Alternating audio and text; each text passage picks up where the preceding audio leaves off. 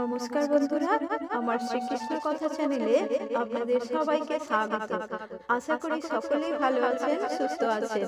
আজকে আপনাদের সামনে যে বিষয় নিয়ে আলোচনা করব তা হলো আপনাদের গৃহে যদি স্বয়ং ভগবান বাস করেন তাহলে আপনারা কি কি সংকেত অবশ্যই পাবেন। বন্ধুরা, আমরা কখনো কখনো এমন কিছু সংকেত পাই যেগুলি আমরা বুঝতে পারি না। আমাদের অজ্ঞতার জন্য আমরা অনেক সময় এইসব ইশারা বা সংকেতগুলি এড়িয়ে যাই। কিছু কিছু সংকেত আছে যেগুলি আমাদের গৃহদেবতা বা আরাধ্য দেবদেবী আমাদের প্রদান করে থাকেন। এই চিহ্ন বা সংকেতগুলি যদি আমরা আগে থেকে জেনে রাখি তাহলে ভগবান বা ঈশ্বর যে আমাদের সাথেই আমাদের গৃহে বসবাস বা অবস্থান করছেন, এই ঐশ্বরিক অনুভব আমাদের মানসিক শান্তি বা দৃঢ়তাকে অনেক গুণ বাড়িয়ে তুলতে সাহায্য করবে। ভগবানকে কাছে পাওয়ার অনুভব আমাদের সর্ব কাজে সর্ব বিপদ থেকে যেমন রক্ষা করবে, তেমনি ভগবানের কৃপা দৃষ্টির ফলে আমাদের সর্বরকম উন্নতি খুব দ্রুত ঘটবে। সমস্ত রকম বাধা বিপত্তি কাটিয়ে আমাদের উন্নতির সর্বোচ্চ শিখরে পৌঁছাতে সাহায্য করবে। আজকের এই ভিডিওটিতে এরকমই কতগুলি সংকেতের কথা আমি বলবো, যেগুলি শুনলে আপনারা অবাক হয়ে যাবেন। হ্যাঁ বন্ধুরা, আপনাদের গৃহে যদি পরমেশ্বর স্বয়ং বাস করেন তাহলে আপনারা অবশ্যই এই সব সংকেতগুলি পাবেন। ভগবান শ্রীকৃষ্ণ বলেছেন যে যখন আপনাদের মন অশান্ত থাকে তখন শান্তি খোঁজার জন্য আমরা মন্দিরে যাই। মন্দিরে গিয়ে মন্ত্র পাঠ করে ভগবানের সামনে আমাদের মনোবেদনা জানালে যেমন আমাদের মন শান্ত হয়, আমরা মানসিক শান্তি লাভ করি, আমরা নিশ্চিন্ত বোধ করি এবং এটা ভাবি যে ঈশ্বর আমাদের সমস্ত অশান্তি দূর করে সবকিছু ঠিক করে দেবেন। তেমনি আমরা কোনো কাজ থেকে গৃহে ফিরে এলেও আমাদের মন শান্তি পাবে। আমাদের এমন অনুভব হবে যাতে আমাদের মনে কোনোদিন কোনো দুঃখ ছিলই না। মন্দিরের সমান শান্তি যদি আমরা আমাদের গৃহে ফিরে অনুভব করি তাহলে এটা ভাবতে হবে যে ভগবান আমাদের গৃহে আমাদের সঙ্গে অবস্থান করছেন।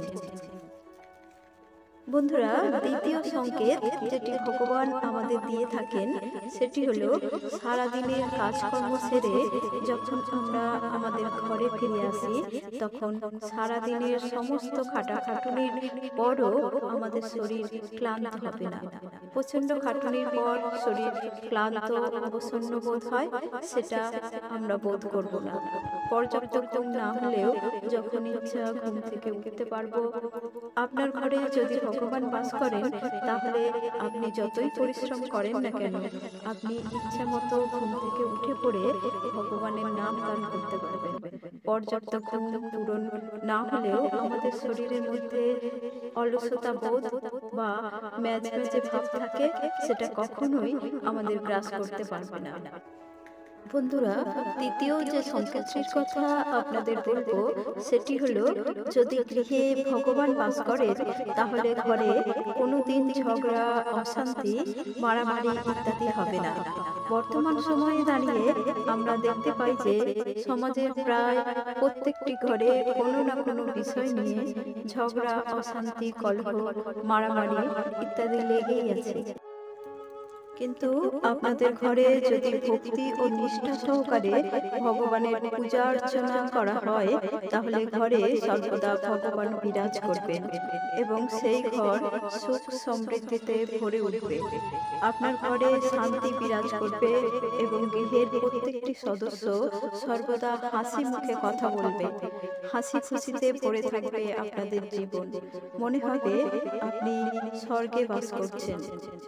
চতুর্থ সংকেতটি হলো একটি মূল্যবান সংকেত যা আপনাদের বোঝাবে যে ভগবান আপনাদের গৃহে বাস করেন।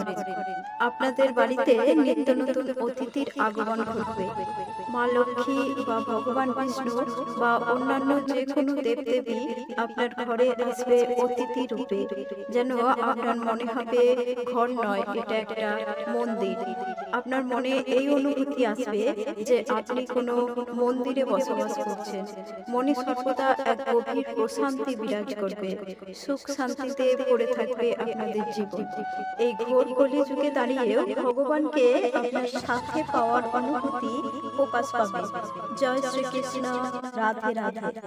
ভিডিওটি যদি ভালো লাগে তাহলে লাইক, কমেন্ট ও সাবস্ক্রাইব করুন এবং বন্ধুদের মধ্যে শেয়ার করে তাদেরও উপকৃত হওয়ার সুযোগ করে দিন। আজ এই পর্যন্তই। সবাই ভালো থাকুন, সুস্থ থাকুন। নমস্কার, ধন্যবাদ।